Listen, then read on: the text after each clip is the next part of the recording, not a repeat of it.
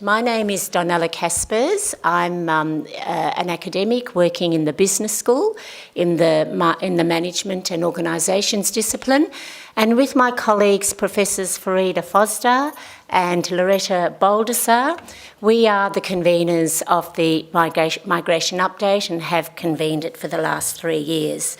So our event has been organised by the Migration, Mobilities and Belonging Initiative at UWA, but it would not have been possible without the support of the many government departments and community groups and NGOs that join with us on a steering committee to help us to organise the Migration Update.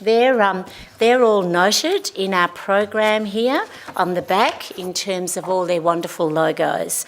While all of them have been crucial to the success of the update, the Office of Multicultural Interests has been particularly helpful to us and really has helped us enormously this year, and I'm sure the Minister will tell us a bit more about that help. The theme for this year's Migration Update is Migration Across the Life Course, with a focus on the care of the aged and youth. Opposite ends of the life course as such, but often two groups whose voice is often difficult to hear, but also who find sometimes the difficulty in expressing that voice, and particularly from our focus, namely that of called aged and the called youth. So in keeping with the philosophy of the update, we see that we have a role to bring together you with our government department representatives and other stakeholders within the community to discuss and debate issues around migration and today around aged and youth. Apart from our keynote speakers, Professor Helen Barry, an international expert on migrant aged care, and Deborah Kikawa, who is from the Department of Social Services, who will talk about a particular statistic or survey that the department does, which gives us a lot of great information. We also have representatives from Department of Immigration, Border Protection, Social Services, Health, OMI, Training and Workforce Development, Migration Institute of Australia, and a range of community organisations. And this year, as your program, you can see in your program, we incorporate the Scanlon Foundation. Professor Andrew Marcus has again come to address us and will launch this report, Young Adults and Cultural Diversity, Experiences and Challenges. In the afternoon, we're going to facilitate thought leadership discussions, and we hope you stay. We know 3 o'clock in the afternoon is a tough gig, but we hope you stay and join us with those discussions, because that's really an important time to talk about, well, what are we going to do and how are we going to respond to some of these issues. Migration agents, can I remind you, this is part of your professional development points, and please don't forget to sign in and sign out at the desk there.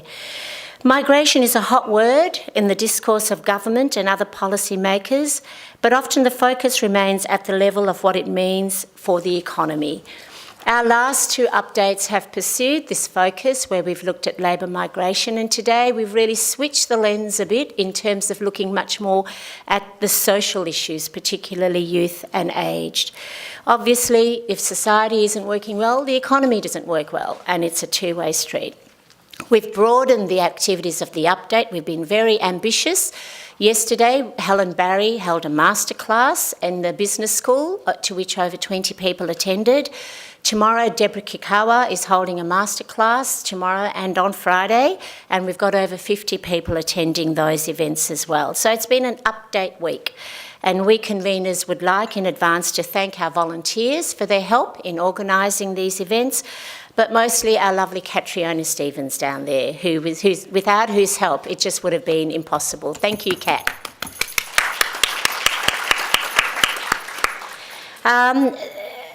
Diversity is a huge thing, and without diversity it's a bit boring, and that's a focus for our lens in terms of why we're here. I'd like to turn now to our official opening and to introduce the Minister who deals with this issue every day in terms of his... Sorry, not the Minister, I'm introducing Professor Tonts. I'm sorry, I've got my... Sorry? Oh, I'm introducing Len. I haven't looked at the next page, Len, in terms of my briefing notes. So I'm sorry, before I introduce the Minister and Professor Tonts, I'd like to introduce Professor Collard, my colleague Len Collard, to give us the traditional welcome to country. To be said to be welcomed is an especially pertinent and meaningful process in the context of migration. Our world changes almost daily, and there are many events around migration that inspire a variety of responses, some of which signal a welcome and many that do not.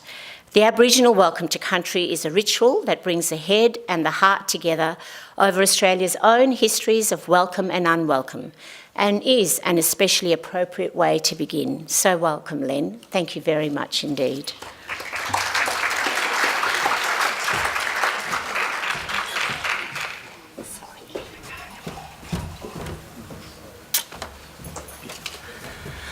Oh, you can call me Minister. You can call me whatever. And Professor. Of course, we have many names, some you want to share and some you won't, but thanks for that lovely introduction. Selamat pagi. Good morning. Jan Nunokaya. Benvenuto. So there's a whole range of ways, and there's far too many for us to say because we'd be here all day. But I want to maybe talk a little bit about migration as this welcome as a part of my own story, because it depends on whether your family are on the boat or whether you're on the land. And some of my family were on the boats and some were on the land.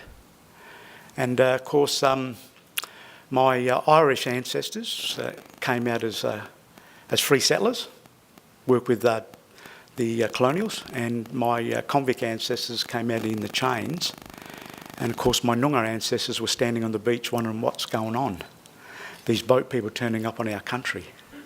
And so there's a narrative in our families about that engagement. And remember, there were layers of different boats. There were boats that came from Asia. There were boats that came from Europe.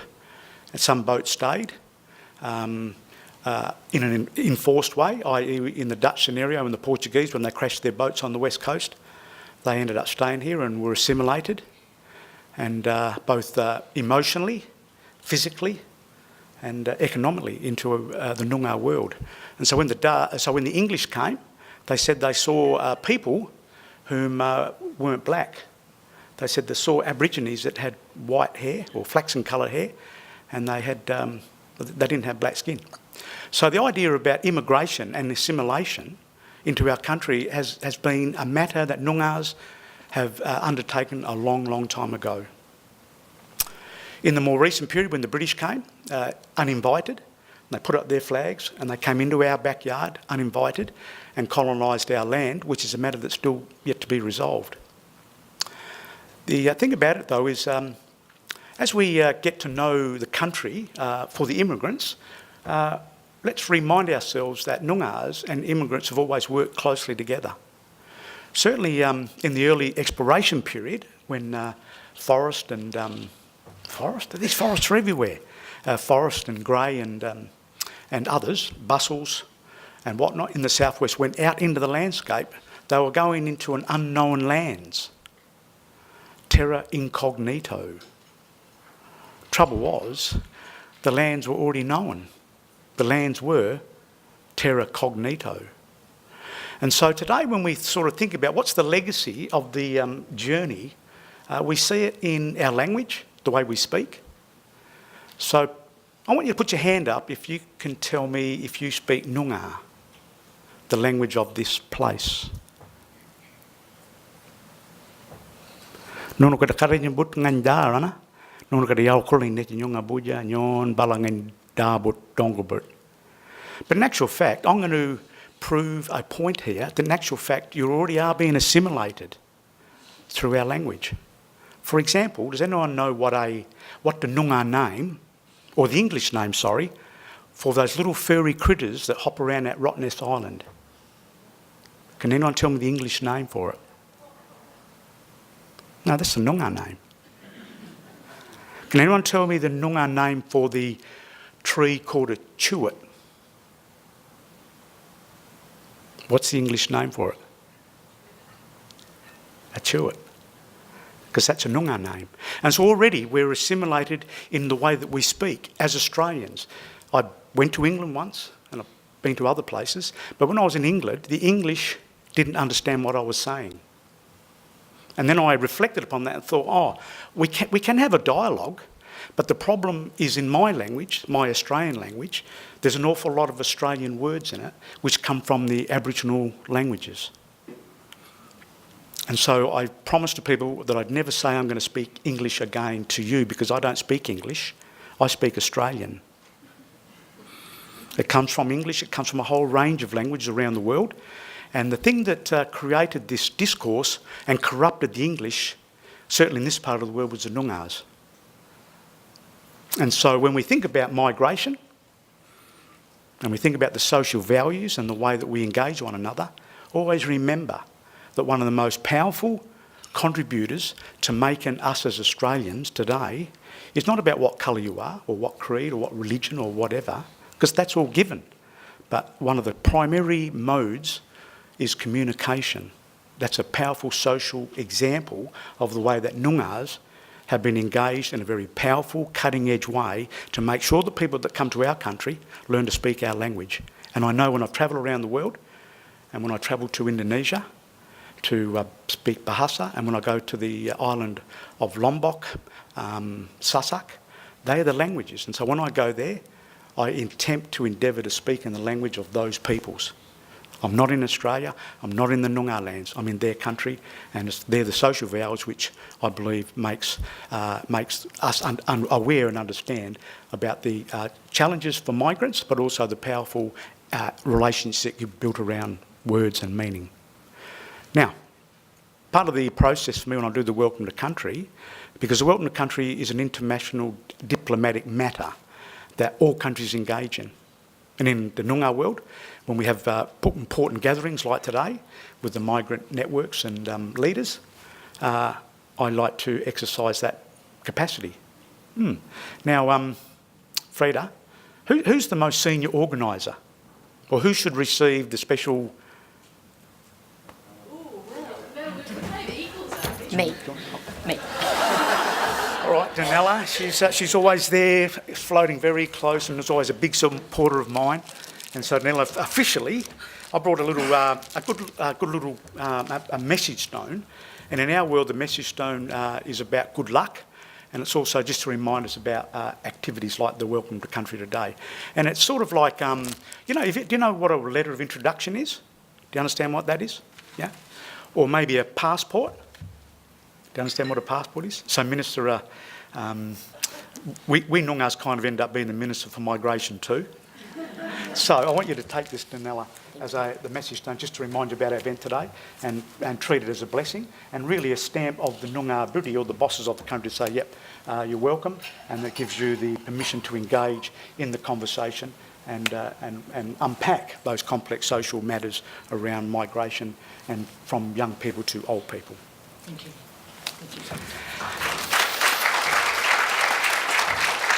So I could say, bagus sekali ibu, jalang, good luck and good travels, safe travels. But I'll say also, burawan ngan jenang nuna, niche nyunga buja nuna got a kulangin wangin nuna murangin. So later on, when you travel around the traps, tell the people that you met the Noongars and you heard a few stories about the relationships of the Aborigines and the migrants that come to our country. And to finish off, Minister Papalia, I hear you're a good didgeridoo player. Oh, okay, I'm gonna have to talk to my informants about that. So in light of that, I will play a tune just to bless us on your journey, and I'll be looking forward to see what the outcomes with Freda and Donella to let me know where you're up to.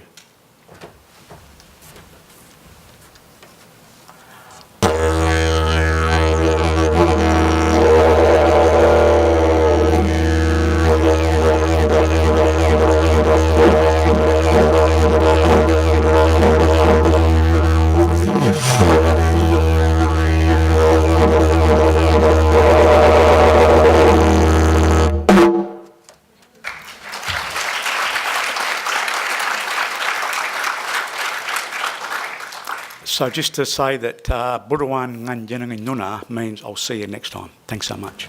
Thank you, Len. Thank you very much. Thank you very much, Len.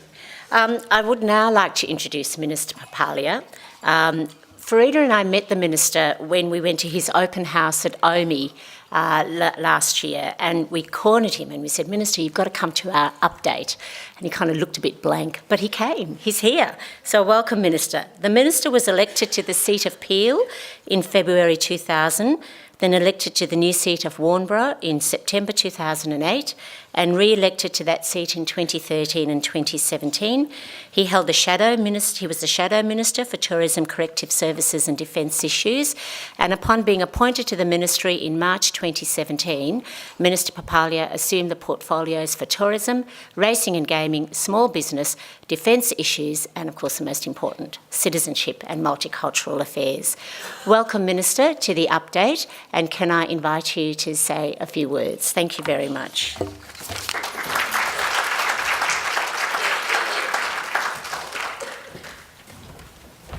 Thanks, Donella. Good morning, everyone. At the outset, can I also take a moment to acknowledge the traditional custodians of the land on which we meet, the Whadjuk people of the Noongar Nation, and pay my respects to their elders past and present. And I'd also like to thank Minister Len Collard for that wonderful introduction and welcome to country. And thankfully he didn't push me on the didgeridoo.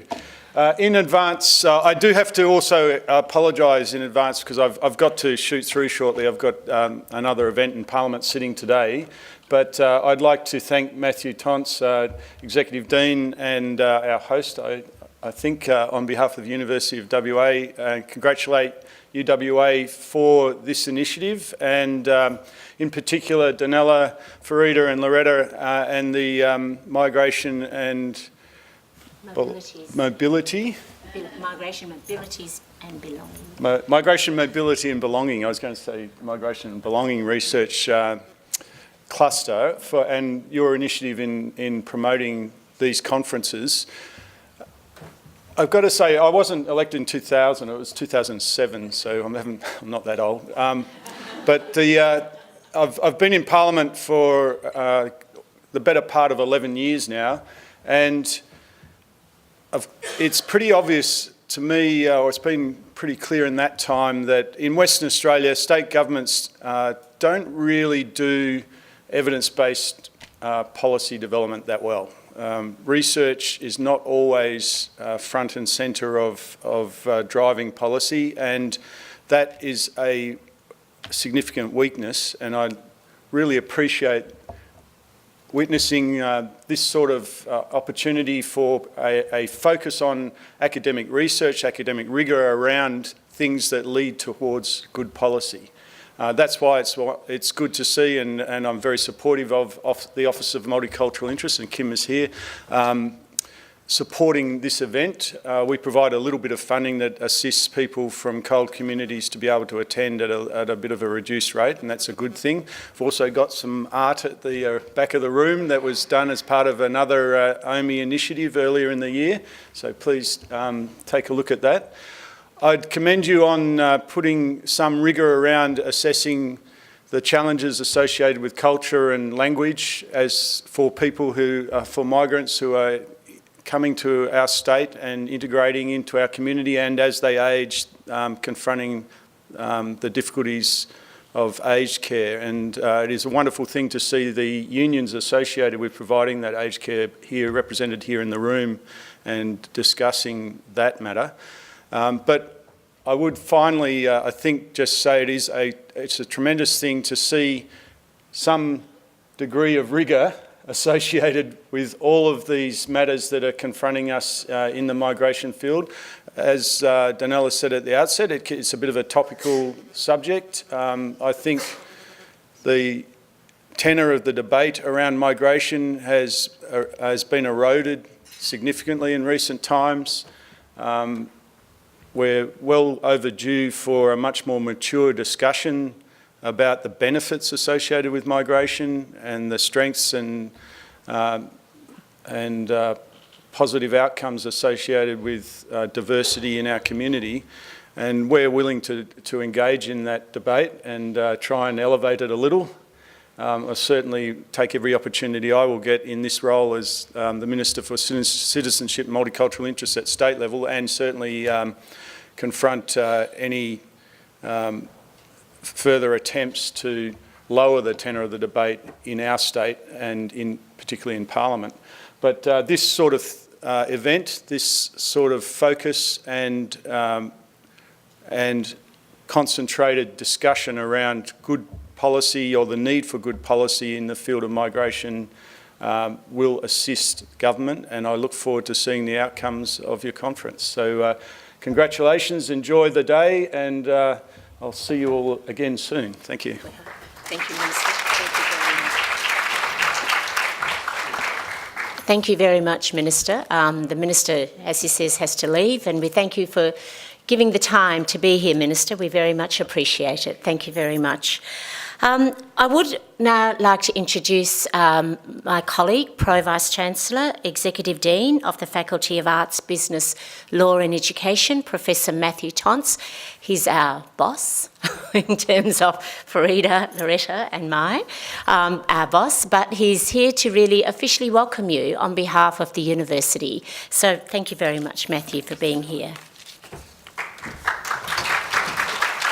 Thanks very much for that, Donella, and thanks, Len. A great welcome to country. And you know, Len is one of the most insightful people I think I know. I've heard him speak many times, and he always offers that little gem of insight. I think that stress tests a lot of our thinking about all sorts of matters. And I think his remarks today about migration, in particularly, are particularly helpful. The Minister's gone, but I would have thanked him if he was here. But great oversight, I think, from the Minister in terms of his portfolio and his commitment to this particular area. Welcome also to Kim Elwood, who is the acting executive director, I should say, of the Office of Multicultural Interests. It's fabulous to have this event here at the University of Western Australia. I gather this is the third year that this has occurred, and I've been aware of it for a number of years, and it's the first time I've had a chance to come along. And it's interesting the extent to which it's quickly become an important part of the calendar around discussions on migration, mobilities, belonging and so on. Within Western Australia. And I think the great value in this event is that it brings together not just the academic researchers from around the state in this area, but also policy makers and practitioners.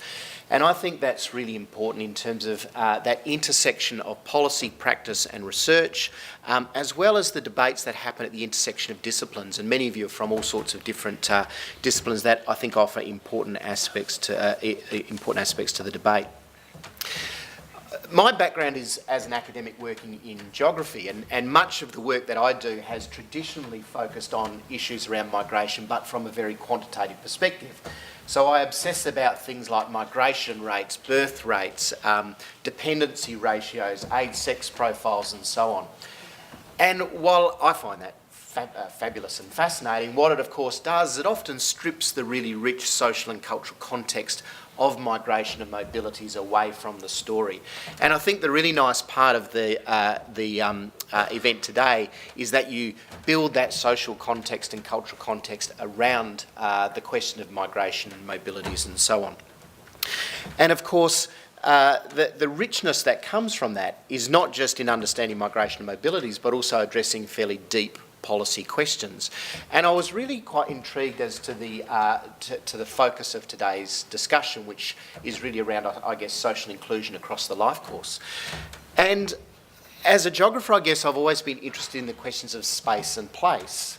And of course, migration and mobility play out in very uneven ways across space and place. Our suburbs are changing in different ways. The ways in which migration and mobility intersect with locations and the people in those places is extremely variable. And I want to talk just for a moment about one of the themes of today, which is the question of ageing. And I've recently had a PhD student do some work on this for a couple of years. I didn't know she was going to be in the audience today, but she is. So Mariana Atkins is a former student of mine. Well, her work is being examined at the moment, so our fingers are crossed for a great result. I have no doubt that it'll be a great result because I think it was a fabulous piece of work and very well supervised as well, I should say. But Mariana's work was very valuable because it talked about the way in which the city was ageing, and it talked about the geographies of ageing in metropolitan Perth.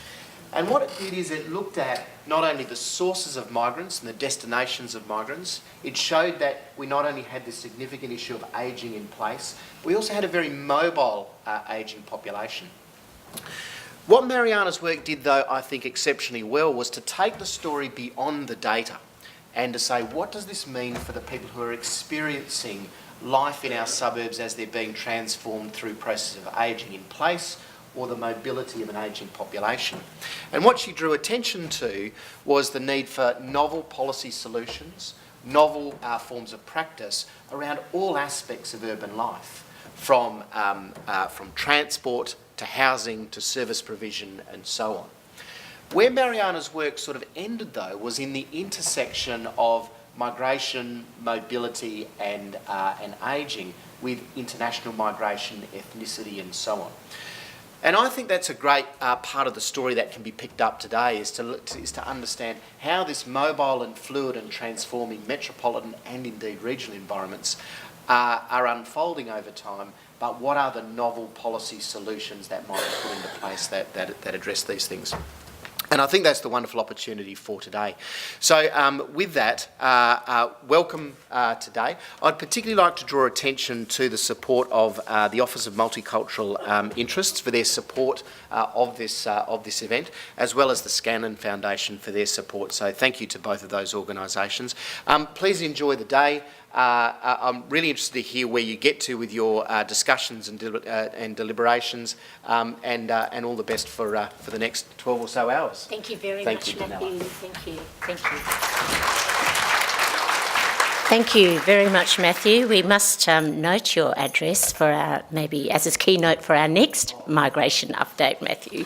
Thank you. Matthew has touched on a very important question, which is why and then what are we going to be doing in terms of responding to some of these issues. That's a really fundamental of today. We want to discuss the issue through our interactive panels, through the wonderful presentations that we will have, but we want to talk about how do we respond as well. And that's a really serious part, particularly of the afternoon, when we look at this Scanlon report and the paper that the Scanlon Foundation have released. So that in effect concludes our official opening. Just some housekeeping. Maybe you've all discovered the bathrooms down the passageway down there. And I'm asked to ask you, if there is a emergency, a fire emergency, please listen out for the instructions of the safety officer. They'll be loud and clear, though we don't expect anything along those lines. But finally, we are not afraid of debate, we're not afraid of contestation, but we ask obviously that we do it with courtesy and consideration for others, and that we don't seek to create any undue ruction that doesn't necessarily need to occur. But this is an ideal forum for us to have that debate. So on behalf of Farida and Loretta, we hope you enjoy today and that you find it a productive and useful day for you in your own work in your own area.